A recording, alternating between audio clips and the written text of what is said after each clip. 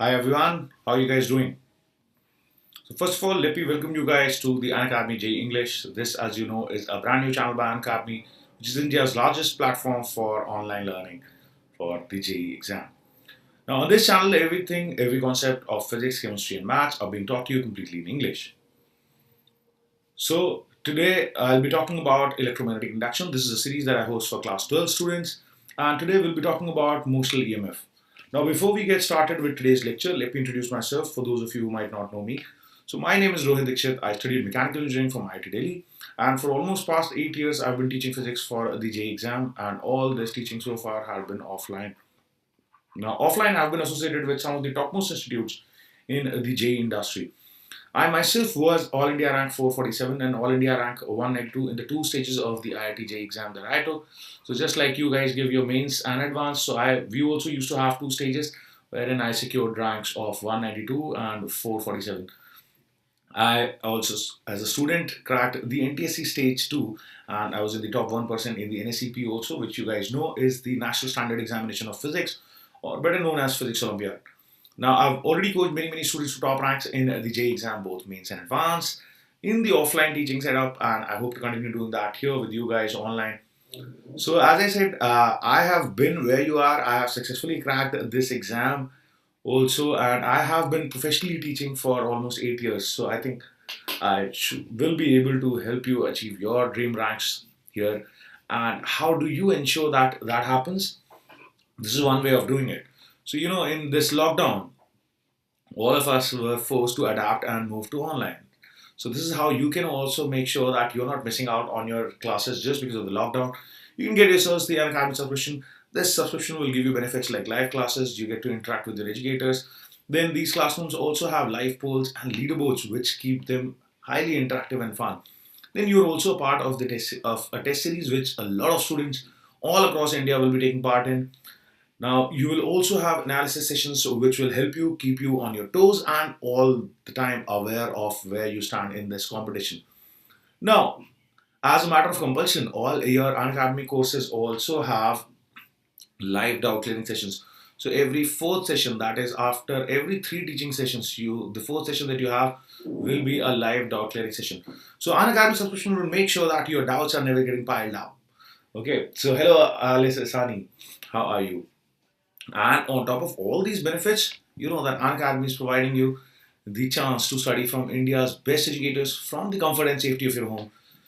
So, how do you get this subscription? Okay, before that, yes, let me also tell you that we already have ongoing courses for JEE Mains and Advanced for 2022 and 2021 conducted by the JEE English team on the Unacademy Plus. So, this is the list of.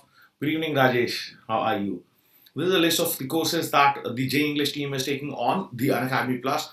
So there is a detailed course on graphs, sets, relations and functions by Abhinav sir. There's an advanced course on redox and equivalent concepts by Rahul sir, and I myself am taking an advanced course on mechanics. So this is a course. These courses are meant for class 11 students, but even class 12 students or any 2021 aspirants can also join this. I'm great, Isani. Thank you for asking. Now, there are four more courses that are available for 2021 aspirants or class 12 students. So these include an advanced course in electromagnetism, which I myself am taking, complete course in differential calculus, which Abhinav sir is taking, advanced course in chemical kinetics, which Rahul sir is taking, and a detailed course on optics, which Murli sir is taking. Next, so how do you enroll in these courses? How do you make sure that your studies are going fine? So this is how you need to do it. So you need to get yourselves the Unacademy subscription, and these are the steps you need to follow. First, you need to install the Unacademy app. Once you have done that, you go to the plus section of your app, you select your goal as IIT JEE, and then you click on that get subscription button. Now, once you click on that get subscription button, you'll be redirected to the payment page where you will realize that the fees have been kept very competitive. So trust me, any reputed offline coaching institute would charge you anywhere between 4 times to 8 times this fees. Okay, because trust me, I have been a part of offline setups, so I know about the fees that students have to pay there. So Unacademy is providing you the same level of quality, some same from the same top educators at a very affordable price. And if you use this code, so here you will have a section which will ask you, do you have a code? There you can use this code RD Live. If you use this, you will get an additional 10% off on all your subscription fees.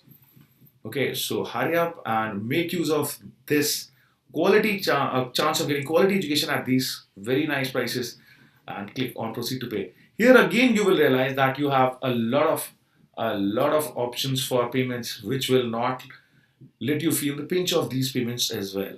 Okay, those of you who are following us on the JEE English channel of YouTube, you can connect with us on the Telegram app using this link.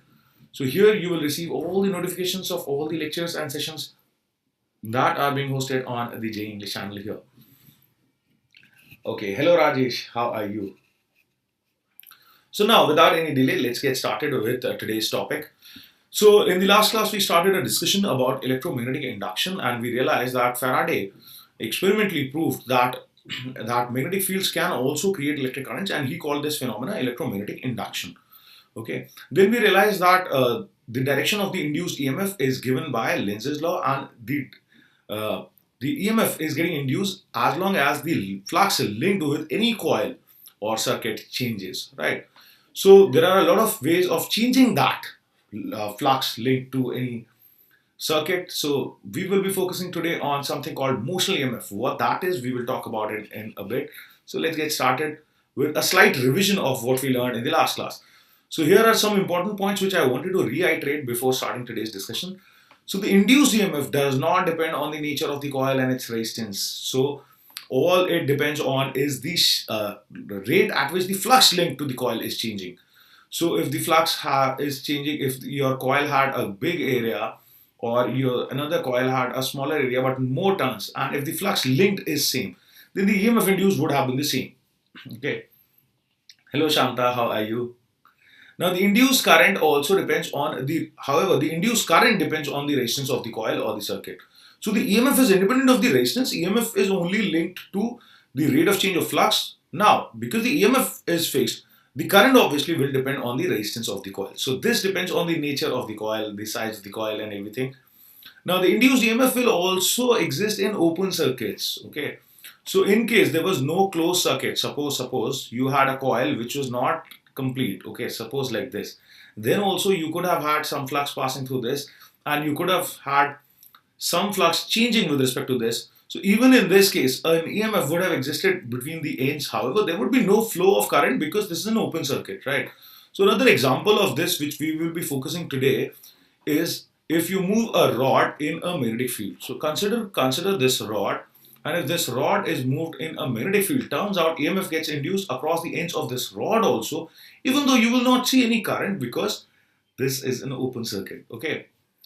So I hope you guys follow this, and please remember these things. So these are important. Next, we also realized when we were discussing a question in the last class that the charge flown through the circuit depends on the change in flux and the resistance. Right? I hope everybody remembers that. Okay. So with that slight quick revision, let's try a practice problem to start with, and let's see how much you remember from the last class. So here's a problem for you. This says that a coil with mean area or the average area of 500 centimeter square having 1,000 turns is held perpendicular to a uniform magnetic field, okay, of 0.4 Gauss. Okay. Next, you were asked that the coil is turned through 180 degrees in 1 by 10 seconds. You have to calculate the average EMF induced. Okay. So try this problem and let me know the answer. So how do you calculate the average EMF? I hope you remember that. Use that and find this answer. So I will tell you what the situation is. So imagine some kind of coil is there. Okay, some kind of coil is there. It is held like this. Okay, and it is held in a magnetic field and it is perpendicular to a uniform magnetic field. Okay, so imagine how will the magnetic field be? The magnetic field would have been like this, perpendicular to the coil and going like this. Now what you're doing is you're essentially turning this coil by 180 degree. So when you turn this coil by 180 degree, you realize the area vector is changing, right? So initially if the area vector was pointing like this, so when you're turning this, you will turn this and make this area vector go all the way from here to here. Okay, so obviously that will cause some kind of change in the flux. So based on that, you have to answer this. So try this. I will give you 1 minute to solve this. Hello Ramesh, how are you?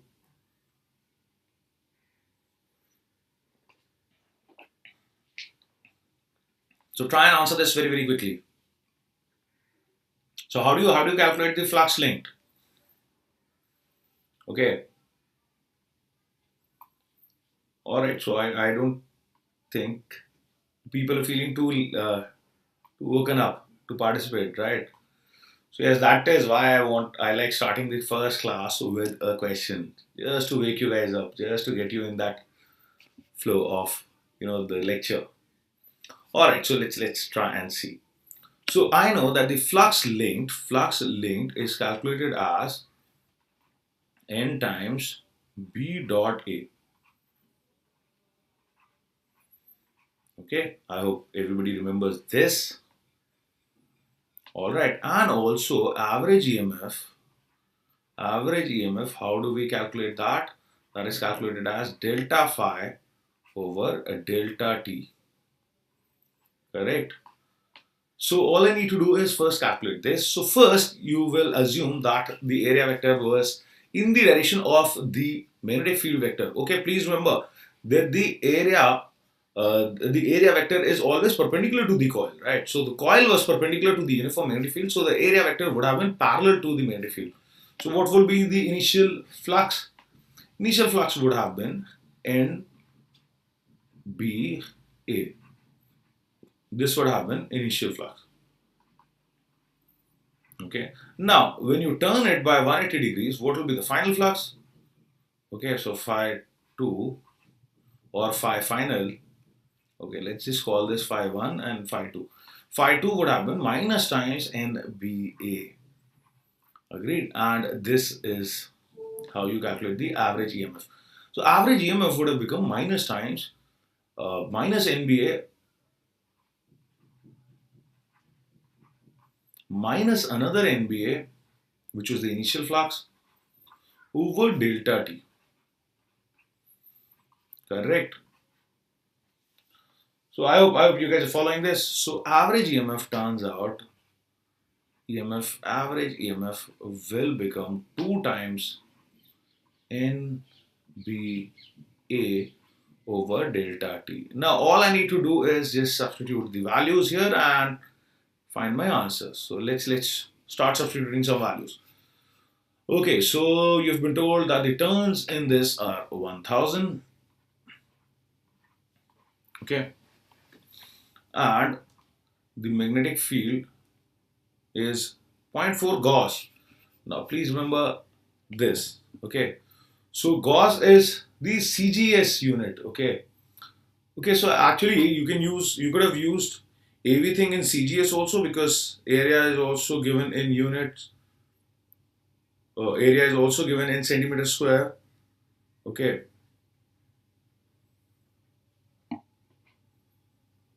so does anybody remember the conversion? Do you know the conversion from Gauss to Tesla? So okay, remember this: one Gauss is equal to 10 to the power of minus 4 Tesla. This is the conversion between Gauss and Tesla. Okay. Now let's use that, and what we were told was that the magnetic field was 0 0.4 Gauss. Okay, so 0 0.4 Gauss, which means 0 0.4 into 10 to the power of minus 4, right? Into the area of cross section, which was a 500 centimeter square. So that would have been 500 into 10 to the power another minus 4 over delta t. And the delta t was given to you as 1 by 10 seconds, right? So yes. So this would be 1 into 10, and that is how you would have gotten your answer. So let's see how much we are getting. So 10 to the power minus 3 would have cancelled out with this, leaving minus 1 here. Then these 3 would have cancelled out here, leaving a minus 1 here. So next you would have had this 10 into 4, 0.4, which would have been 4. So I am getting my answer as 4 into 10 to the power of minus 2 volts. Okay, I told you the last time also the EMF has units of volt. So let's see which one is the answer. Option number C. So this would be my correct answer. Please remember to use the right units, use this conversion. Okay, so make sure that you're doing that, otherwise you would have gotten the wrong answer. Okay, alright. Next, now we will take a closer look on the induced EMF. So in electromagnetic induction, I am telling you that whenever the flux linked with any coil is changing, an EMF is induced. Now, if you take a closer look, then this EMF can be divided into two categories. So one is called statically induced EMF. Now, this was the EMF induced due to time varying magnetic field. Okay, that is what you were doing here when the second experiment was performed, right? In which the primary coil current was varied. So primary current coil variation would have caused a variation in the magnetic field that it would have been producing, because of which the flux would have changed and because of which an EMF would have induced. So this is the EMF induced due to time varying magnetic field. That is what we call statically induced EMF. Why statically? Because everything is at rest, nothing is moving. Okay, static means at a rest. So EMF induced due to time varying magnetic field, that is without any relative motion between the coil and the magnet, or the coil and the electromagnet,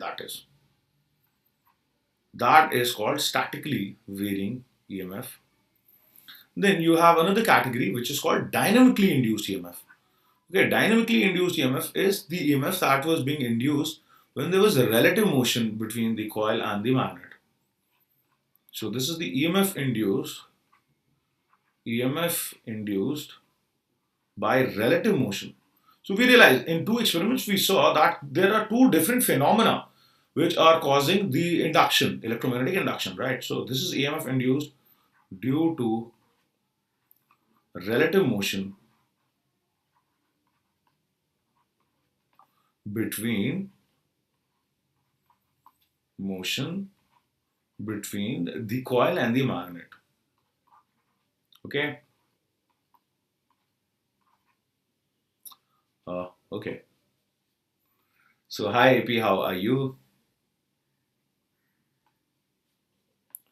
Between the coil and the magnet. Okay. Now this is also called motional EMF.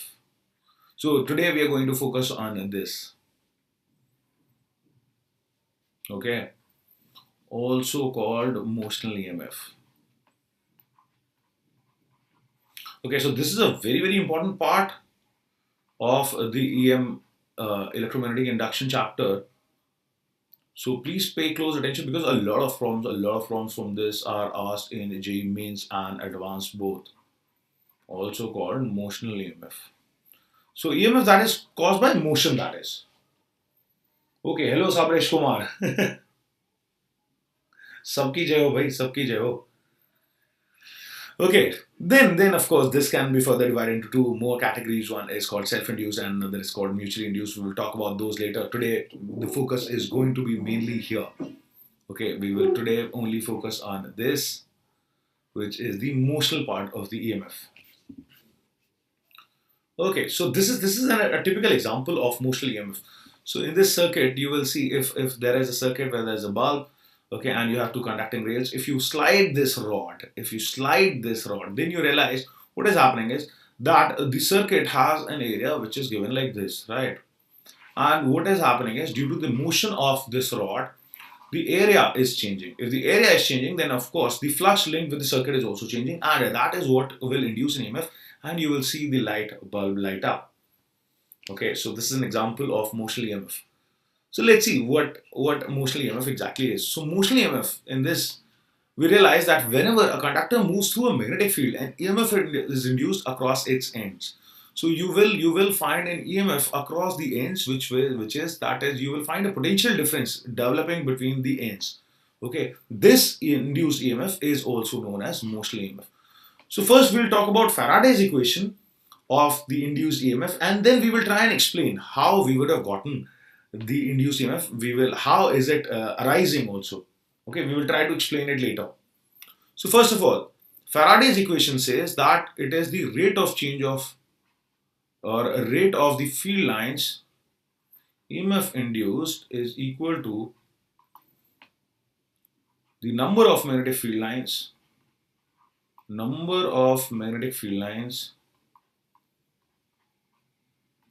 cut by the conductor,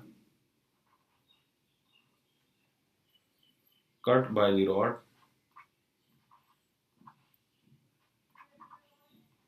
per unit time. Okay, this is how Faraday gave the equation. So when you realize this is moving, when this rod is moving, so there are some magnetic field lines which are in the way of this rod, right? So as it passes through those magnetic field lines, it will end up crossing them. So this is what you measure your induced EMF as. So you can write cutting or crossing. Magnetic field lines crossed by the rod. You can also write crossed by the rod per unit time. So let's see how many lines would this guy cross. So in some time dt, the rod would have come here.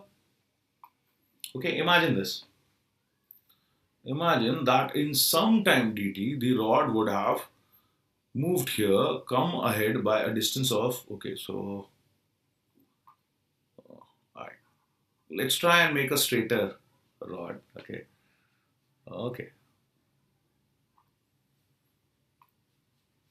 So imagine that this rod actually comes down here.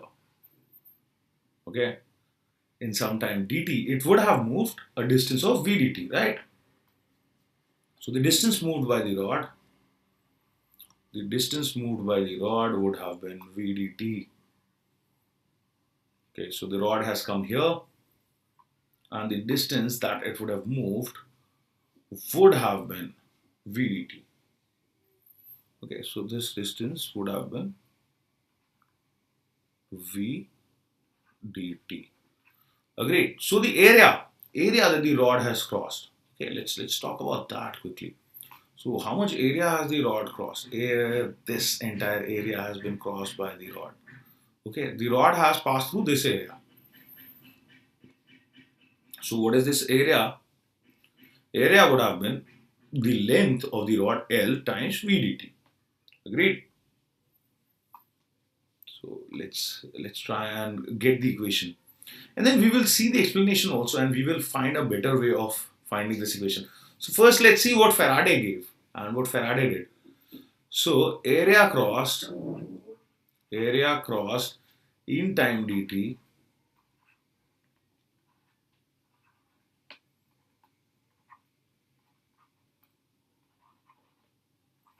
let's see how much that is. This would have been v times L times dt. Agreed? VL is the length of this rectangle that it has covered, and L is this side. So this would have been the area crossed.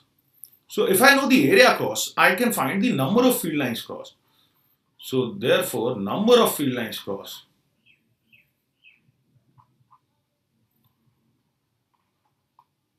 how much would that be? Okay, Sai Karthik. So, sir, when you start modern physics, okay, so modern physics we will start right after maybe we finish this. Would you want optics first or modern physics? Tell me. So after I was planning that after I finish EMI and AC, I would either start optics or modern physics. So whichever you prefer, I will start that first. Okay, I don't mind starting anything. Number of field lines crossed would have been B times area crossed. Okay, now the area I'm not okay, fine, then that is how it's going to be. Psychotic. For you, I will start modern physics next. Okay, into cos of 0, by the way, cos of 0. Why cos 0 when calculating the flux? Because you realize the area vector would have been outside the plane also. Okay, So if the area vector is also coming out of the plane, magnetic field is also perpendicular to the plane of the paper. So I'm using cos of 0, which is essentially B L V dt. Okay, so that is the number of field lines crossed in time dt. Okay, so EMF induced, how much would be the EMF induced? EMF induced would have been B L V dt, which is the number of field lines over the time interval, which is dt. So this gets cancelled, and the equation that I have for induced EMF is BLV. So this is one way of calculating this. This is how Faraday calculated it. We will next see another way to derive this, and where we will try and understand also how this EMF is coming into play. Okay, what is the explanation of this? Why is this EMF arising? Sir, these are helpful for NEET. Sorry, I'm a NEET aspirant. Yes, of course. Of course. Don't you have questions in NEET like this? So, first of all, the theory obviously remains the same, whether it is for NEET or for JEE, right? And secondly, we will start with questions, with easy questions also, and then we will take up some tough questions also. So I think the easy questions or up to mains level questions would be pretty same for NEET aspirants also. Okay, so don't worry. It's only the advanced where the level becomes very different. Okay, so when I take up advanced level questions, then you can maybe ignore those. But up to mains level, I think you should be solving. They will definitely help you in your NEET exam. Okay, and trust me, in NEET, what I have personally experienced, that physics is the differentiator, because bio almost all you NEET guys score very well, right? And it's the physics which makes the difference in ranks, because you know, a lot of people can't score well in physics. So you focus on your physics. Make sure you're preparing your physics for the mains level here. It's the same as required for NEET level, and if you do well here in the mains level physics questions, at least, trust me, you're going to do very well in your NEET exam. So I've taught some NEET students also. So I would just teach them like I'm teaching mains. Yes, I know, but there's nothing to be scared of. Trust me. See, physics is all about understanding the concepts. Okay, so let's try and understand. So what is the explanation of motional EMF? How is this motional EMF coming into play? So let's try and figure that out. So what I'll tell you is that whenever this conductor is moving, when this conductor is moving in a magnetic field, so as shown, imagine that this is the V vector. So you realize inside there will be a lot of free electrons, and all these free electrons would also start moving with V vector. Okay, so every electron would also end up moving with a velocity V vector. So will your positive charges, which is your nuclei. So imagine there are a lot of nuclei and there are a lot of electrons inside your conductors. Okay, however, so all these charges, first of all, let's say all these charges, be it nuclei or be it all kinds of electrons, all of them, first of all, start moving with velocity V vector.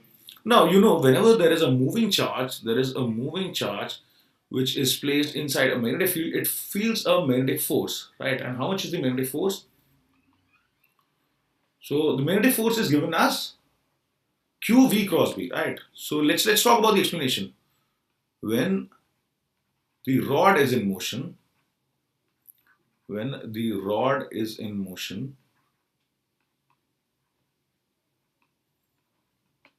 all the charges inside will also start moving, right? All charges.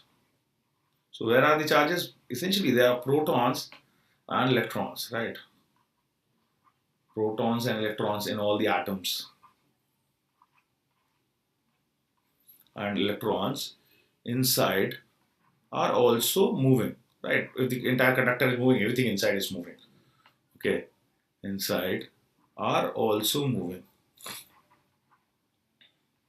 Now these moving charges will experience a force due to the magnetic field. Correct? These moving charges experience a force due to the magnetic field.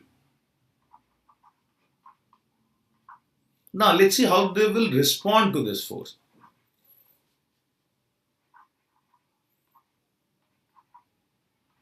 And how much is the force? How much is the force? Tell me. Okay, well, let me tell you. F magnetic, we have discussed this, that this is given by Q times V cross B, right? This is the force that all the charges moving inside your rod will start experiencing the moment this motion starts. Now, let's see what will happen. The positive charges in the rod will experience a force in the direction of V cross B. So, in this case, V cross B is in this direction. So, V is like this, B is inside or coming outside. So, V cross B points in that direction. So, all the positive charges would have experienced a force in this direction, right? F magnetic in this direction.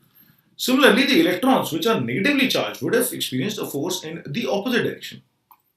Agreed? The electrons would have experienced a force in this direction. So F magnetic on electrons would have been as shown here. Okay. Now the thing is that your positive charges are fixed inside the nucleus. They cannot move or they cannot leave their position. And all the electrons which are also in their inner orbits can also not move. The only guy who can actually move under the influence of this force are the free electrons. And that is why this EMF gets induced only in conductors.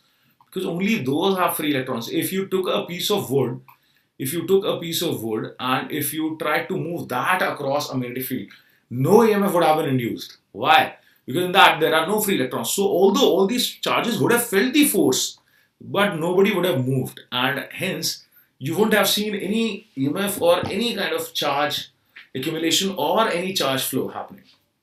Okay, so now let me tell you, since only free electrons are free electrons can move or can move under the influence of this force, so they will start moving. So since only free electrons can move under the influence of this force, what you will see is that all the free electrons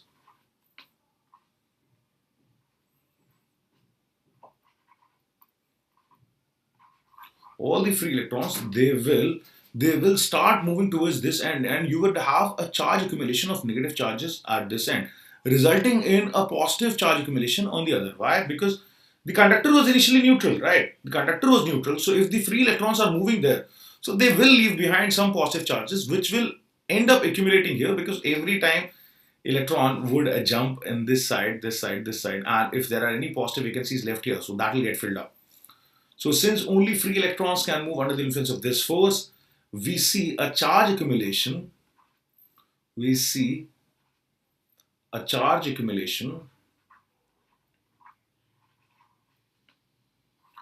So imagine this is very similar to the charges that were getting induced in when you kept your conductor in an electric field.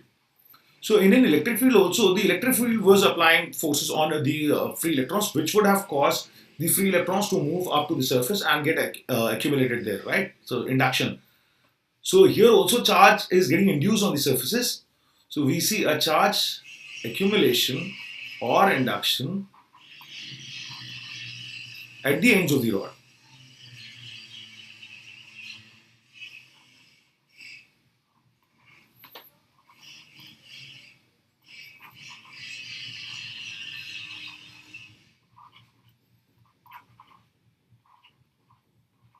Right? I hope everybody followed this.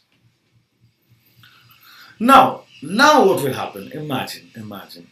So now something very interesting will happen. So what you are seeing is that this is my rod, and on this rod at one end you will see, let's try and draw another shape.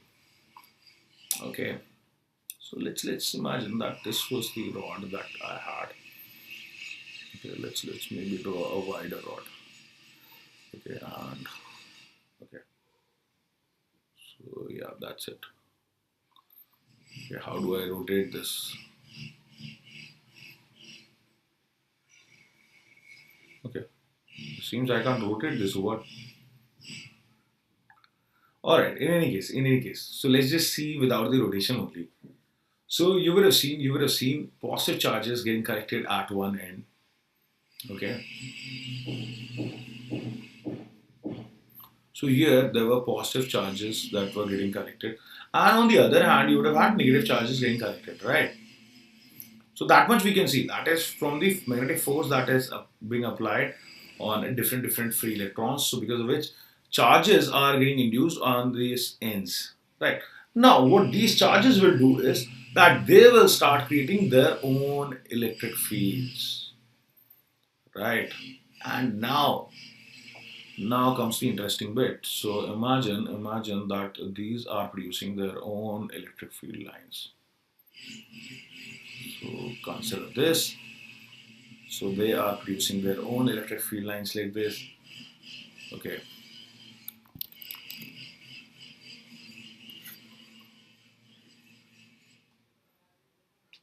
So let's try and draw a couple of field lines. So imagine you had something like this. Okay, field lines developing like this.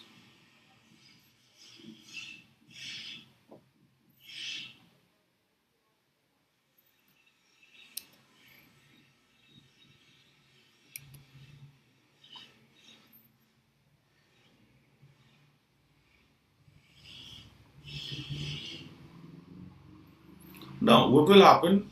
What will happen is, see, what will be the direction of these? What will be the direction of these? The direction of these would be like this. Okay, I hope you guys can see this. So just think about it. Okay, not really, AP.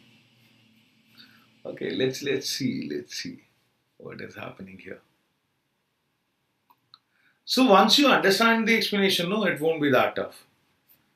So what is happening is that this electric field line is pointing in this direction, correct?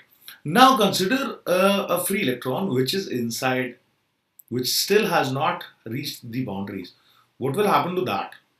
Okay, so let's try and imagine that there was a free electron right here. Now this guy starts feeling two forces, right? One due to the electric field and another due to the magnetic field.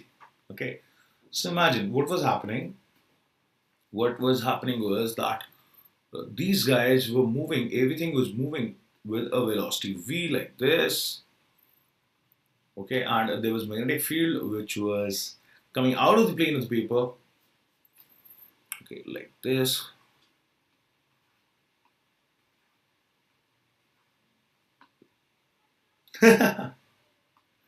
I thought for one moment you were saying Binod. Yeah. Okay, so this is new.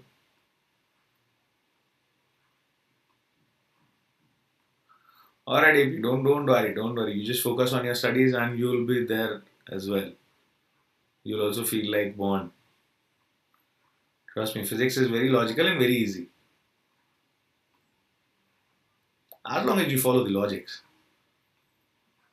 Okay, so trust me, things are going to be easy. So this is your magnetic field. This is your magnetic field. Now, this charge is moving. The free electron is moving with this velocity v. Okay, so this will feel a force due to the magnetic field, which we already discussed was in this direction, right? That is why the charges were moving towards that side, right? So let's now focus on the forces that this guy would have felt. Okay, so one force it would have felt in this direction, which would have been the magnetic force, F magnetic.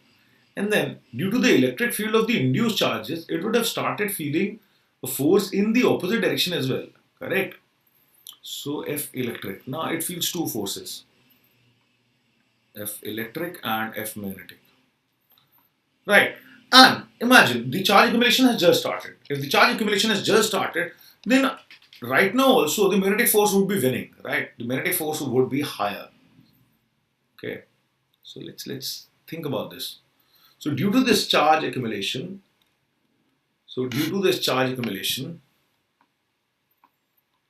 or the induced charge, induced charges will produce their own electric fields.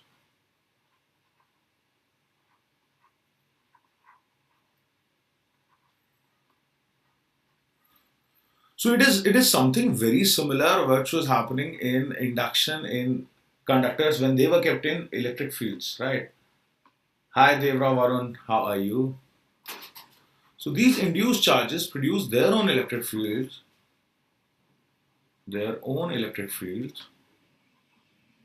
Okay, and this field applies a force opposite to F magnetic, and this E applies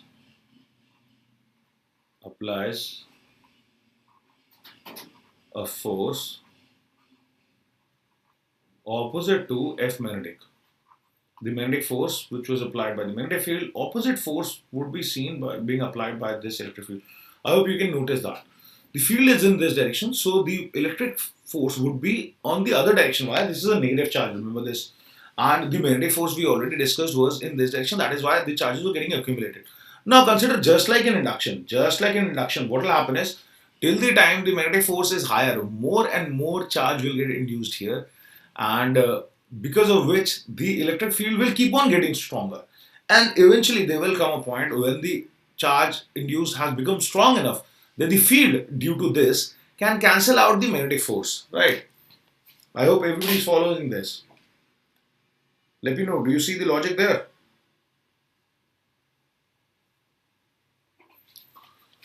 Okay, so what I am proposing is that as more and more charge induces, this E starts getting stronger, and eventually there will come a point where the magnetic force and the electric force would be able to cancel each other out. Now, the moment that situation is achieved, now you realize no more charge accumulation would appear, right?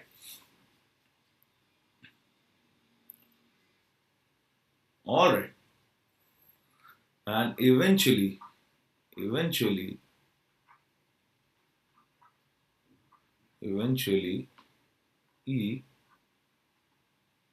would become strong enough. So that is the entire logic.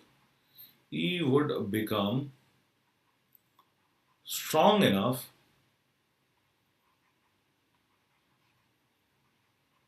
to cancel out the magnetic force. So it will be able to cancel out the magnetic force that the free electrons were feeling due to their motion, and this is where the charge accumulation will stop. Okay, and all the free electrons will go back to being in equilibrium, and that is where you will see, okay, so, again electrostatic kind of condition would be achieved inside the conductor. So let's add another page and let's continue writing here. Okay, let's see. At this point,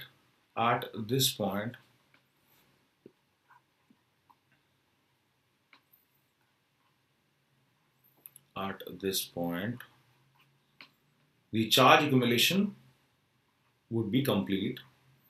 So you will not see any more charge accumulation happening. So until this happens, more and more charge would accumulate, and at this point the charge accumulation will stop.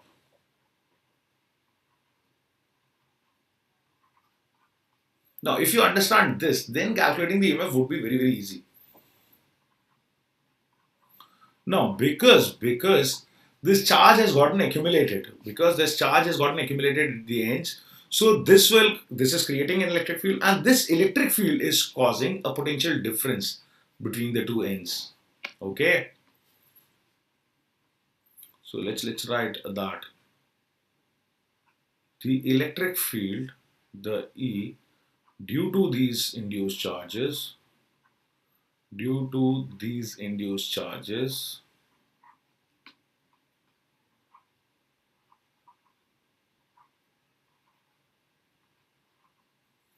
so if I can calculate this E, then you realize I will be able to calculate the potential difference between the two ends. So E due to these induced charges creates a potential difference, across the ends of the rod.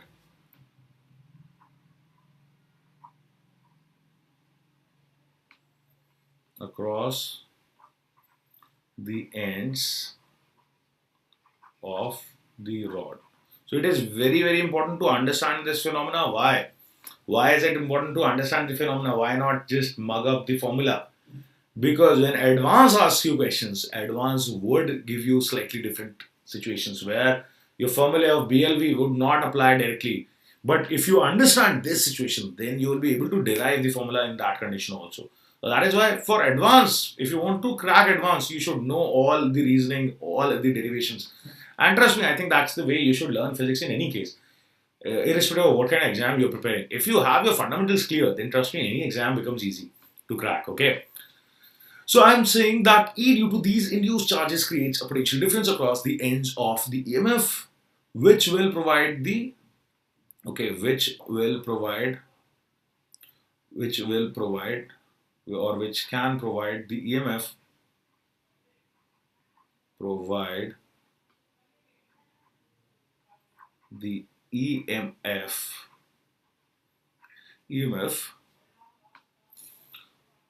in an external circuit.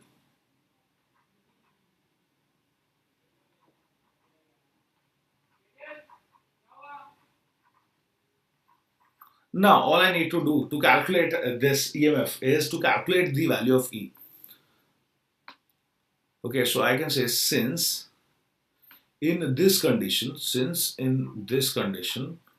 we realize when this condition is achieved. So hashtag A says, sir, angular acceleration is small at all points in circular motion. No, not necessarily. It's same. Circular motion. So there is a difference.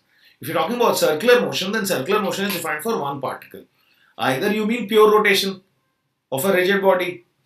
If the body is rigid and under pure rotation, then yes, the angular acceleration will be same at all points. So you need to frame your statement correctly, okay? Frame your statement correctly.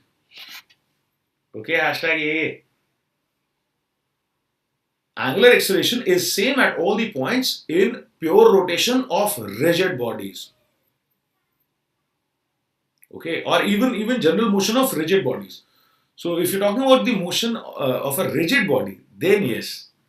If the body is non-rigid, then that is not necessary, no. And you can watch my videos on rigid body motion to understand this better.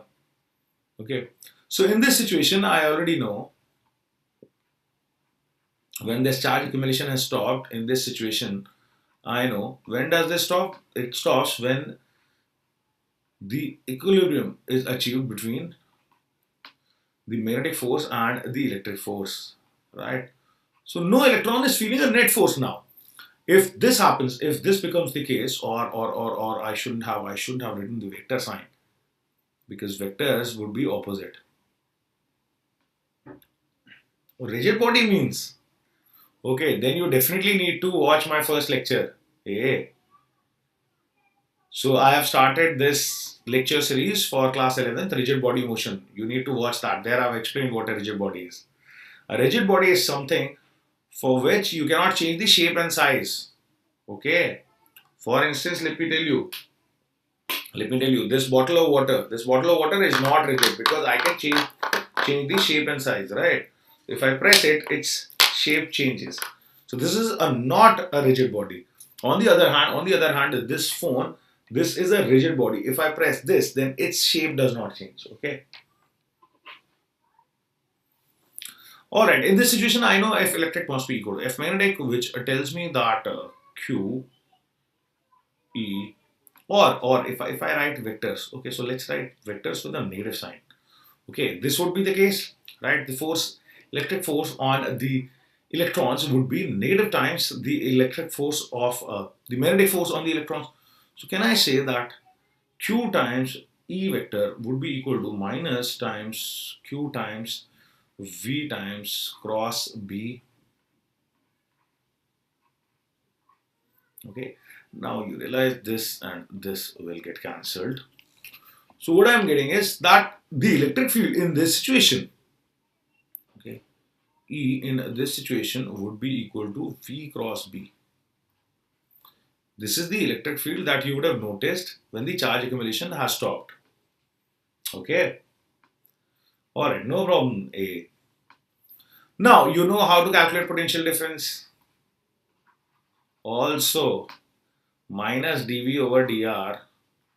Okay, so I missed a minus sign here. No problem, no problem.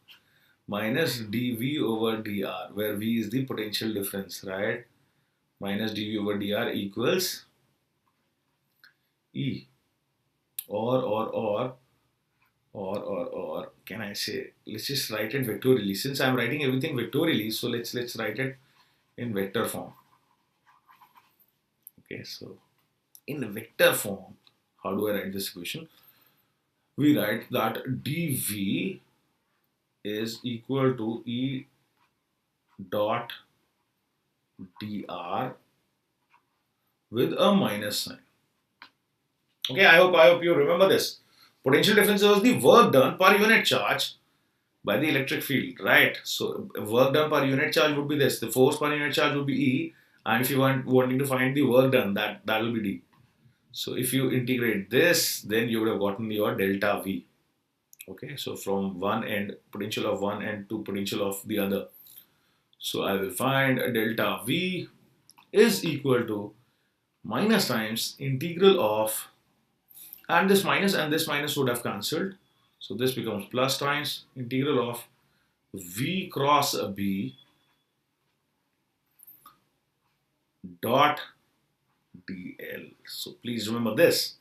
This is going from end 1 of the rod to end 2 of the rod.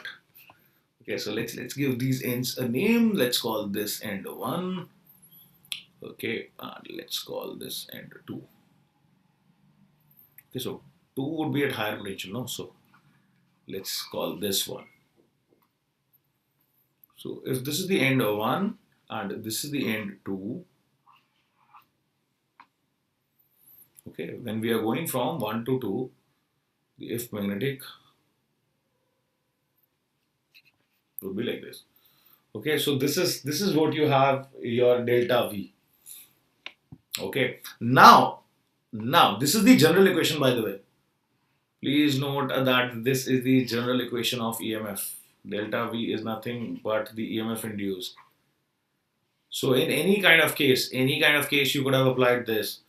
So this is an equation important for advanced, not for mains at all. Mains people would not ask you such a complicated question. Okay, so this is the general equation or general way of finding motional EMF. EMF induced would be from one end or to two end of the conductor and find this integral. V cross B times dl. dl is the dot dl vector. Okay, so I missed vector sign here also. So where dl vector is the length of the conductor. So this is how you would have found, the EMF. Okay, this is the general vector equation. You can always use this to find your EMF. Again, neat people would not like this. Even mains does not like asking this. So this is the general equation. General equation of finding EMF. We will, however, use these sometimes, especially in advanced problems. In advanced problems, you will have to use this. Okay, we will see a couple of cases where we do. Now, let's take a special case. Let's consider a special case. Special case.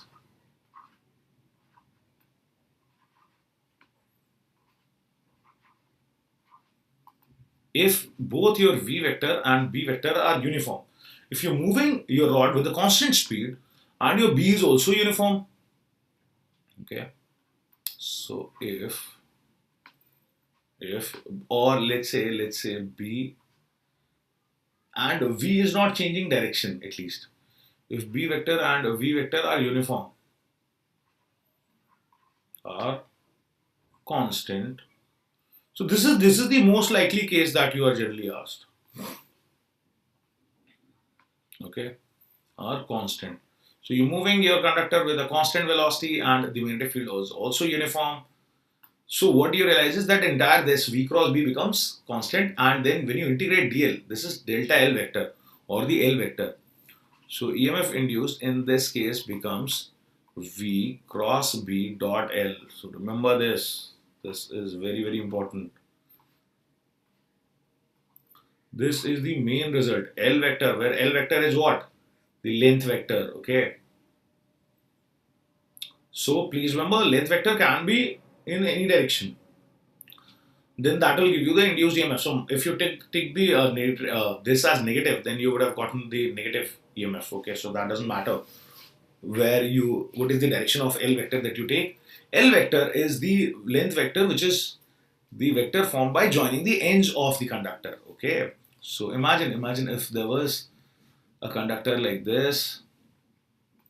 So if you haven't studied this, you will find this to be something new, okay? So if you have a conductor like this, then what is L vector? L vector would be something like displacement vector. Basically, you're adding all these small dl vectors, right? So when you're moving along the length, imagine every dl vector is like this. So this is what dl vector is. If you add all the dl vectors, so that is like adding displacements, right? So adding displacements would have given you the net displacement. So this vector, this is what you call your dl vector or L vector, sorry. Not dl vector, L vector. DL vector was that only.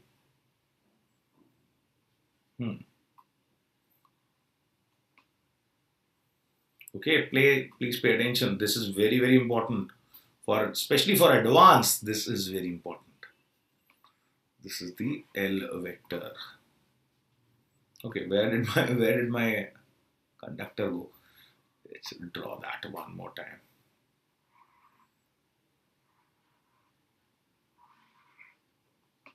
So you could have had any arbitrary shaped conductor.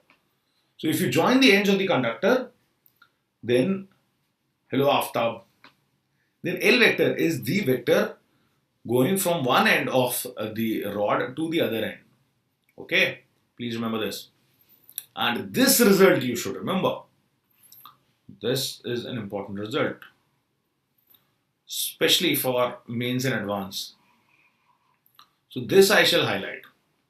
This I will highlight. That was the general result. If you can remember that, well and good. Even if you don't, that is fine. You should just know the logic of calculating this, okay? And this is the result, which is a special case result. This you should remember. Okay. Now, in the case that was given here, right here, V cross B dot L, how will that be? That will simply be BLV, right? And further special case. So we have a special case in the special case category also. Also, if V and B are both perpendicular to each other and also perpendicular to the rod as shown in the example. In the example that I showed in the rod are both perpendicular to each other and also to the rod.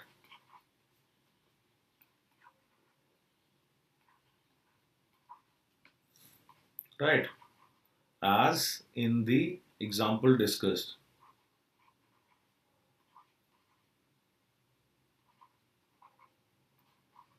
Then what will happen? Then you realize that V cross B would have pointed in the direction of the L vector and V cross B would have been VB sin theta. So what you will realize is that in that case, EMF induced would simply be BLV. Okay, becomes BVL. Okay, which is exactly the same as the result which we found, This is a must remember result. This is the result that we use most commonly. So this is very, very important for your mains and NEET actually. And that result is also important for your advance. So this is a must remember result. Okay, must remember. Very, very important for mains. Okay, because mains mostly ask you questions on this formula. Important for mains mainly. And the above formula becomes important for advance.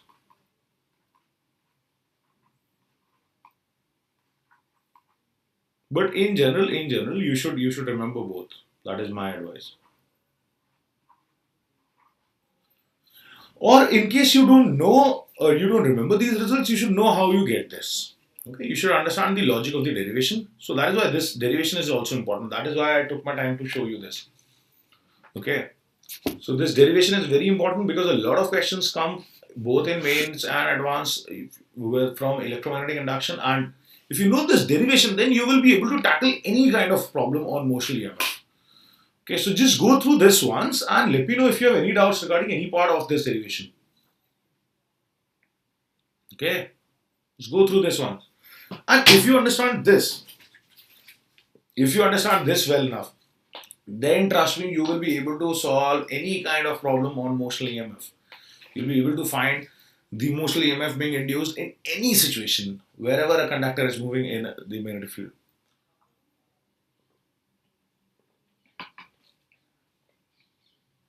Okay, so just go through this and let me know if you have any doubt. So any doubt? Let's try and make it as large as possible.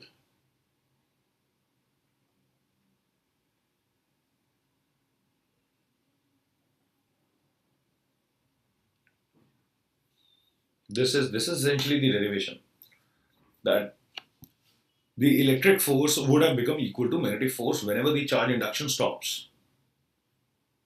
Okay, and this is how you calculate the result.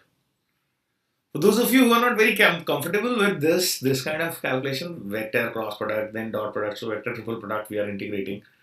Okay, scalar triple product we are integrating. So you guys can only focus on this result. And this result definitely all of you guys, whether you are from NEET or JEE, this mainly for JEE students, this for all. Okay. So any confusions, AP? Let me know.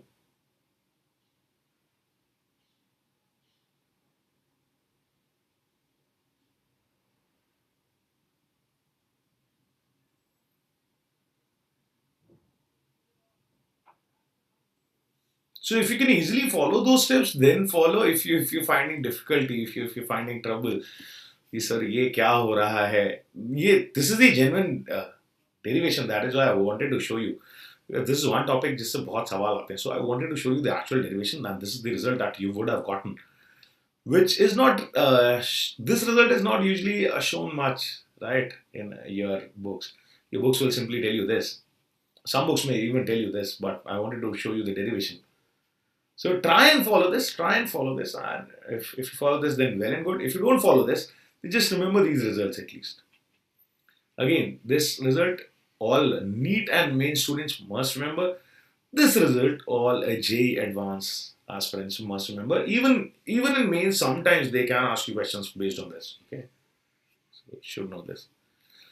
Now let's try and see how the motional EMF is explained in terms of loops which are crossing magnetic field lines. Okay, let's try and see. So here you have this conductor. So let's focus on that. Let's focus on this one now. So when this conductor is moving through a speed v, what is happening is that the constituent electrons, free electrons, are feeling a force, right? And that force is causing a charge accumulation. And what will be the direction of these forces that are being experienced? So let's see what will be the directions. Okay, so charges would have felt a force of V cross B. So positive would have gotten collected at this end, right? Positive charges would have gotten collected at this end, and the negative charges would have collected on the other end. Okay. So all you need to do is find the direction of V cross B. V cross B would be the force on positive, so minus times that would be on the negative one. So what is happening is, okay, so let's try and see what is happening. So first of all, you realize that there is an electric field inside which goes like this. So this electric field is stopping any magnetic force from moving the free electrons. However, so inside here first you will not see any of the motion happening. However, since this is at a higher potential, okay, this is at a higher potential, and the other charge is at a lower, other end of the rod is at a lower potential. So you will realize that this is at a potential, let's say V1, and this is at a potential V2, and I can immediately see this is the positive end. So V1 would be greater than V2. So here what is happening is that this is acting like a battery. So this rod is equivalent to a battery with positive end on one side, negative end on one side, and having an EMF which we just calculated. So what will happen is that this will create a potential difference in the outer circuit. As a result, what will happen is that in the outer circuit, the free electrons would start moving, right? Think about it. Think about what is happening. It is very interesting to see, okay? So here, all your electrons would start moving from this end, go from here, reach here, reach here. And what will happen is, so imagine what was happening in a battery. I told you what was happening in a battery. As soon as a free electron escapes from here, right, goes in a circle and moves all the way here, what would happen? Here the charge would have gotten reduced, which would have reduced the electric field. The moment this electric field reduces, this magnetic force would have dragged that electron up to the other end. So the moment this electron will come here, this will reduce this charge here. It will try and eat up this positive charge, and here your negative charge is getting reduced. So which will reduce the electric field. And the moment the electric field gets reduced, magnetic force will again be higher, and magnetic force will drag this all the way here till the electric field becomes the same. This is exactly what the chemical force would have done inside the battery, right? So magnetic force here is taking the role of what your chemical force was doing in the battery. Here magnetic force is doing the same thing. Okay, so the current you will see. Let's choose a color. Maybe like this, or maybe this. So you would have seen a current flowing in this direction. This would have been the direction of the current. Okay, let's try and draw this slightly thinner. Yeah. So current you would have seen to be flowing in this direction.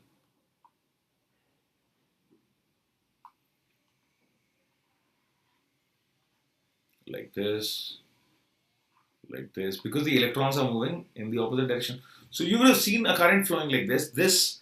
This one end of the loop would have acted like a battery.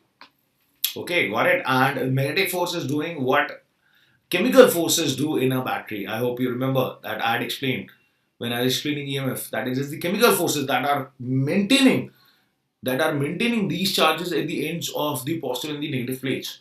So similarly here, the magnetic field will ensure that these charges are maintained here. Okay, so as long as this is entering the magnetic field, you realize this rod, this end keeps behaving as a battery and keeps on providing this EMF. So till the time this is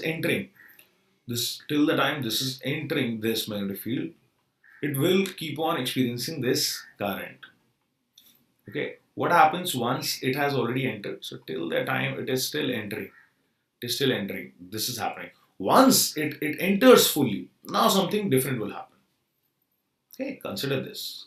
So once it has entered this completely, then let's see what happens. So once this is here, now you realize you have both the rods which are moving with this velocity. So both these rods would behave as two batteries, okay, which would be producing a positive end here, positive end of the battery here, and a negative end of the battery at the opposite end. So what happens is that both these batteries are cancelling each other's effect. Okay, so both these rods are behaving as batteries which are cancelling each other's effect. Okay, how about this one? Does this side of the loop also behave like a battery? No, it doesn't. No, it doesn't. Why? Think about this. What is the direction of V cross B? V cross B is in this direction. Right? V cross B direction would be like this. Let's show you. So this would be the direction of V cross B. Right? And L vector's direction is like this. So what would be the dot of these? The dot of these would be 0. Therefore, no EMF is getting induced here. Okay. Here, the electrons are feeling a force in this direction. No. This is the direction in which electrons are feeling a force. So where do they go? They will not try to get here because of the magnetic force. Same would be the case for this. In this one also, you would have had the same thing. So EMF does not get induced in these. Not in this, not in this. It will get induced only in these ends. And right now, this is completely out of the magnetic field. That is why this is not getting any EMF. The moment that also enters the magnetic field, it will also feel EMF. These two ends will act like two batteries with which are trying to cause current in the opposite direction. So this guy is trying to cause a current in this direction. Okay.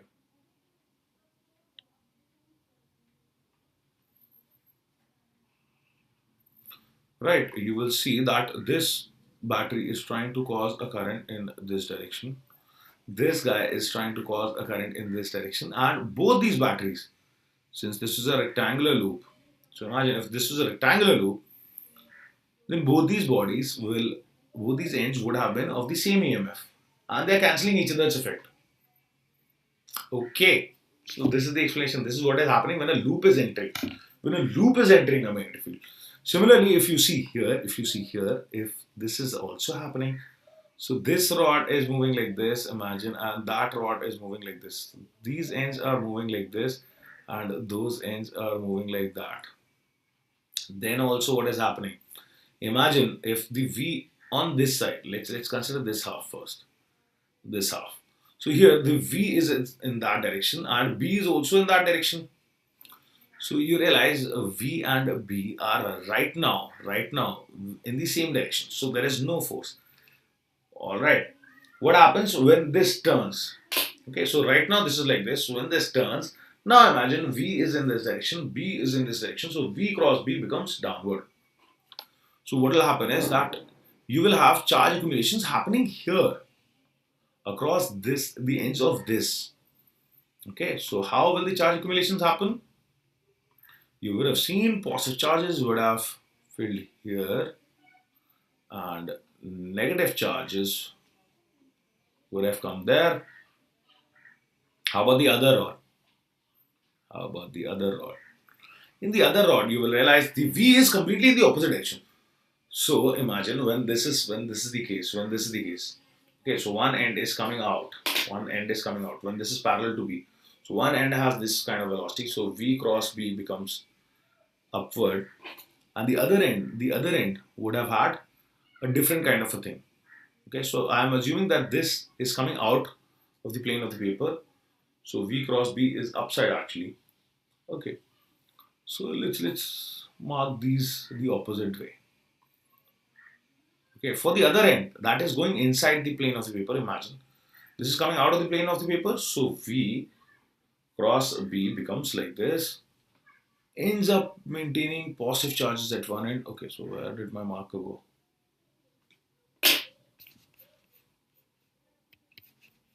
Okay, negative here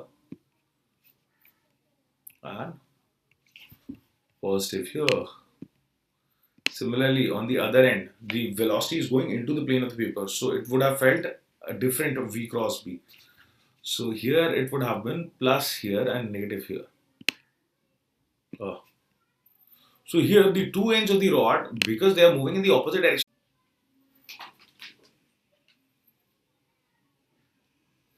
Okay. So as I was saying, both of them start to flow off or try to make a current flow in the same direction, right? So here you realize this battery would have tried to flow it like this battery would have tried to flow it like this. So both the batteries seem to be working together, okay? So in the same sense. Okay, so sorry about that. I had a small 1 minute power cut at my place. Okay. So for such a loop, the explanation is that for such loops, what is happening is for okay, maybe I can increase the width now.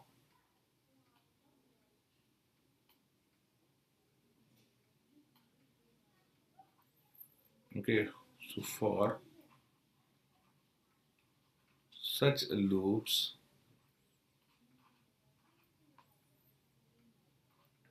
one end behaves as a battery, causing an EMF, causing an EMF due to induced charges. Okay, so remember this.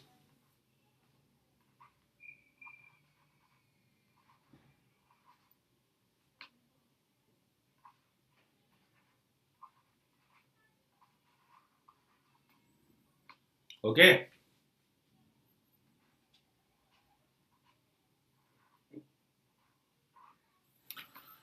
and how do we define EMF? EMF was being defined by the for work done by the driving force. Driving force here is magnetic force, right? So magnetic force is driving. So however, we realize that at all times the electric force and the magnetic force are always equal and opposite. So if I can find the work done by the electric force, the work done by magnetic force would be minus times that. Okay, so that is how I would have found the EMF. Okay. All right, now let's try and calculate this in different situations. So here you've been told that you'd find the motional EMF due to rotation of a rod in a magnetic field. So this is a rod which is rotating with an angular velocity omega. So let's consider a part, and this has a rod has a length of L, okay, and this is rotating with some omega in a magnetic field B. So let's consider a portion at the distance r, which is of a thickness dr. So let's consider this portion. So you realize any free electrons here would be feeling a force. So if magnetic at a distance r from the center of rotation.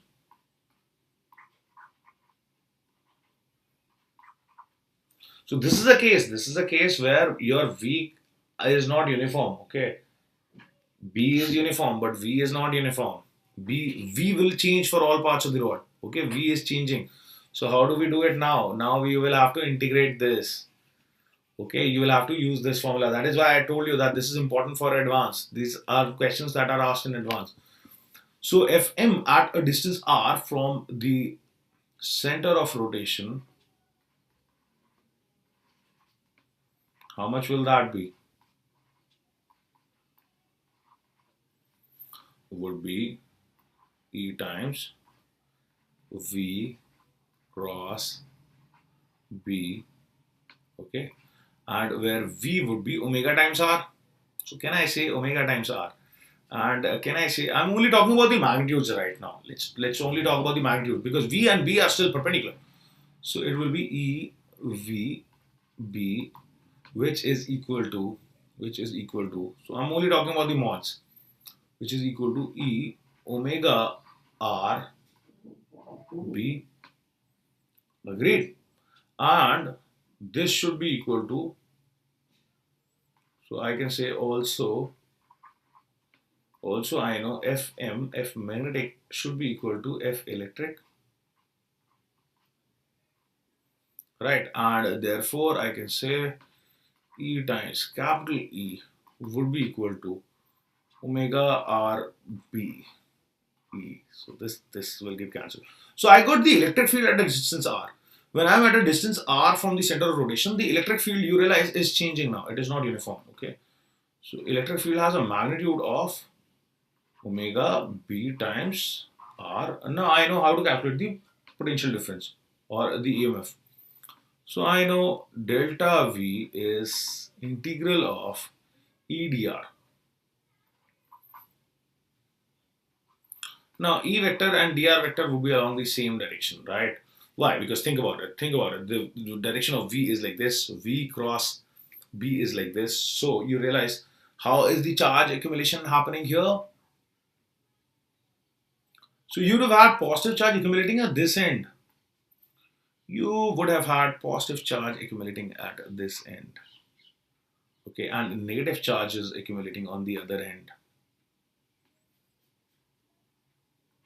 So you realize the direction of E would have been outward only. So I'm not hashtag A says sir, in circular motion if particle moves small, then fast, then small, then fast. So also angular velocity is same at all point. Okay, so see, if it's a rigid body, it has to be same at all times. Otherwise, the rigid body would get deformed. Imagine at any point during the motion of this, if this moved very fast and this had a greater angular velocity, let's say it had an angular velocity which is greater than this part, then at some point this would have rotated more, so this would have come here, this would have been left behind. So you realize either the change of this body would have the shape of this body would have changed, it would have bent. No, getting it? I will tell you. So imagine this. If everybody is moving with the same omega, then you see it moving like this. If suppose this starts moving with faster omega, then you would see like this. This is moving faster. So this will end up moving, rotating more, and you will see the body bending. Agreed? So if the body can bend, then yes, different particles can have different omegas. So imagine in certain time when this guy reaches here, this guy has already only come a smaller distance, rotated by a smaller distance. Initially, this both of them start like this. In some time, this rotates faster and this rotates by 90. This part you realize has probably rotated by 45. So if both of them rotate by different amounts, then the shape has to change. If if the shape does not change, then both of them can only rotate with the same amount at all times. Do you understand this? If the shape cannot change, then they are bound to rotate by the same amount at all times. Okay, so let's try and find this now. Got it? And I know E vector is also like this. Okay, E vector would be like this. Dr vector also like this. So the dot will become cos 0. Okay, so this will become integral of omega b r dr. Okay, and r will go from 0 to L. So what you will realize is that the answer is b omega L square by 2. Okay, this is the answer for rotation of a rod. Now I'll tell you a small trick to remember this. Small trick to remember this would be, imagine when this rod is moving in a circle. So this end has a V equal to 0. This end has a V equals omega L. So can I say average V? What is average V? V average would be nothing but mean of these. Okay, would be omega L by 2. Right. So please remember this trick. To remember this trick is that in any situation, EMF induced would be equal to B L times V average, the average speed of the two ends.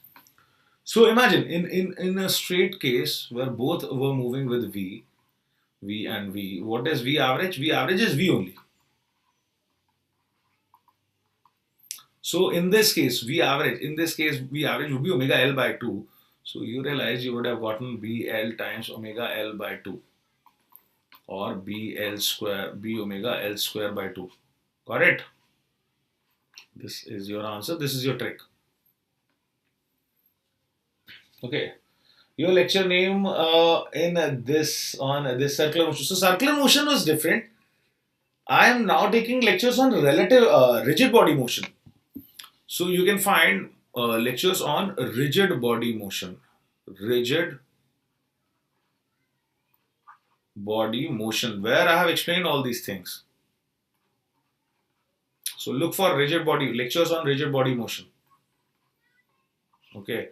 And look for 2022 aspirants. So I have taken this chapter twice. One for 2020, that was mainly revision. You want to search for the 2022 version. Okay, there I am talking about everything in detail. There I am explaining everything in detail. Okay. So look for rigid body motion 2022. Now, how do you calculate the Motional EMFs of other shapes and sizes? So one, I told you, one trick is, so trick number one is that EMF induced is BLV average. You can always do that. This will always work. As long as your V and B are perpendicular. Please remember. For V perpendicular to B. And average, when I'm talking about average also, average of V components perpendicular to the rod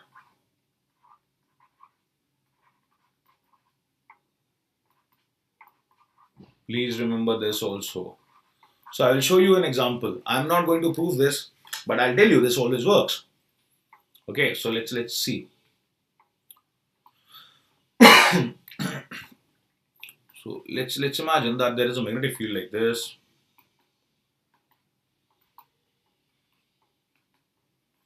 Okay, and let's imagine that you wanted to calculate the EMF across the ends of a rod, which is let's say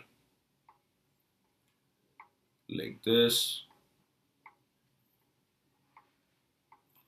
Okay. However, what we want is that we want this rod to be moving in such a manner that the velocity of the other ends, is not the same. In fact, it is very, very different. So imagine if this end is moving with a V1 vector. Okay. Let's imagine that, and this end is moving with some V2 vector. So it would have two components, like this and like this. So let's call this V1 perpendicular, and similarly let's call this as V2 perpendicular. So when I'm talking about the average here, V average, what will V average be? V average would be V1 perpendicular plus V2 perpendicular by 2. Remember this as the trick. You find the average velocity of the rod and then you use BLV. Okay, this is a trick which will work. Similarly, suppose you had randomly shaped objects. Okay, so you had some randomly shaped conductor. Now how to calculate? Another trick I will tell you. So for calculating the EMF across a randomly shaped conductor, so let's say you have something like this, a loop like this, and this entire loop is moving with a velocity v in a magnetic field. So imagine there is a magnetic field, and this very randomly shaped conductor is moving in this with some velocity. So how do I calculate the EMF induced across this? So imagine if this was moving with some v vector. So the trick is you will join the ends. you will join the two ends, and this would be your L vector. I have already derived this. When you join this, and this is your L vector. L vector would be going like this. Okay. So the EMF would be, okay, for trick 2. So this is your trick number 2. Trick 2 for randomly shaped conductors. For randomly shaped conductors, what you need to do is just join their ends with a straight line and form a straight rod. Okay. Shaped conductors. EMF induced would be V cross B dot L. That is it. Use this formula. Or you would have used BLV sine theta. Okay.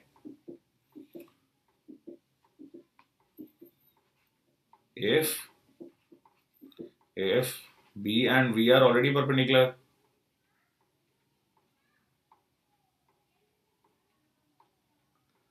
if V and L are perpendicular, then you use BLV sine theta, otherwise BLV cos alpha, where alpha would have been then.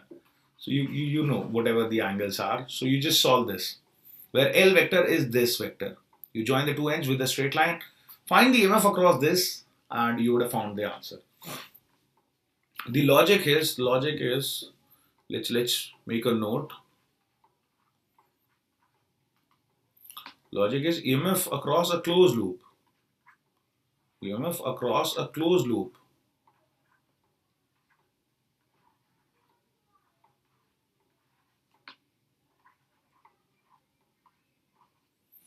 So EMF across a closed loop is always 0. A closed loop moving in a uniform B is always 0.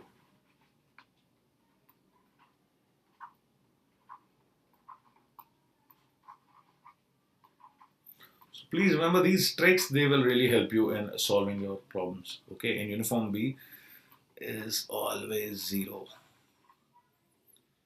So it should not be getting into the magnetic field or getting out of the magnetic field. Okay, it should be remaining in the magnetic field at all times. It should be just moving in a magnetic field. So moving within, let's just write within to avoid that confusion. Moving within a magnetic field. So it cannot be moving out or moving into a magnetic field. So within. Okay. Hi for education, how are you? So if you remember this, then trust me, all the problems would be super easy to solve. So here are a few examples that I had for you. You can try these. We are out of time, oh my god. So try these as your homework problems. So this is your homework for practice. We will discuss these in the next class. Don't worry, I will discuss these problems. I wanted to finish the theory discussion first. So these also you can try. This is your homework. You can take. You can go back to the video, take screenshots and try these problems. We will discuss them in the next class. Don't worry. Okay. But today I spent a lot of time on theory because trust me, the theory of this is very, very important and I need you to understand that. Alright, so that is where I would like to wrap up today's session. And before I wrap up, let me remind you that if you haven't gotten your Unacademy subscriptions, this is how you can get those. So go to the plus section of your app, select your goal as ITJ and click on that get subscription button. Okay. And when you redirect it to the payment page, you can use this code RDLife and click on proceed to pay and enjoy already very, very competitive pricing at another 10% off by this code. This is a list of all the courses which are going on the Unacademy Plus by the JEE English team for 2022 aspirants. These are the 4 courses for 2021 aspirants. So check them out, get your subscriptions and enroll in these courses fast. Okay. Now, if you like today's video, if you like the tricks, then don't forget to press that like button and share it with more and more friends. So those of you who can't afford that subscription are most welcome to follow us on YouTube and learn from free. Learn here for free, completely free and very quality education. I'm giving you a lot of tricks and showing you all the derivations. So make sure you hit that like button and share it with your friends. Don't forget to press that bell icon, and PDF of all the slides used in today's lecture would be available for download very soon. Now, again, if you're following us on the JEE English channel of YouTube, connect with us on the Telegram app using this link.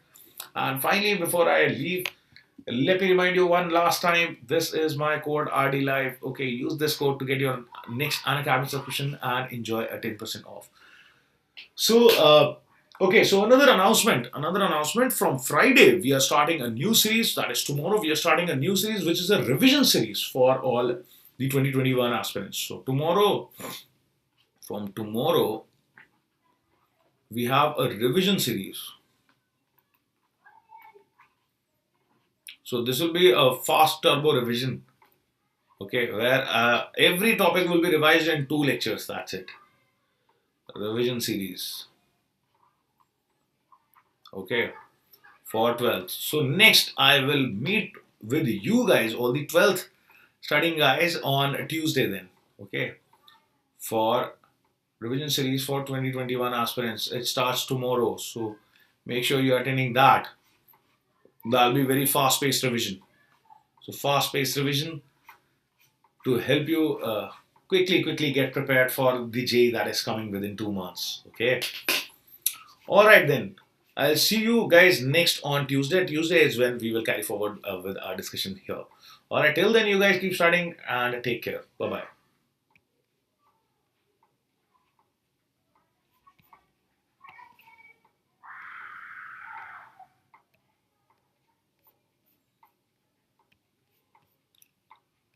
Okay.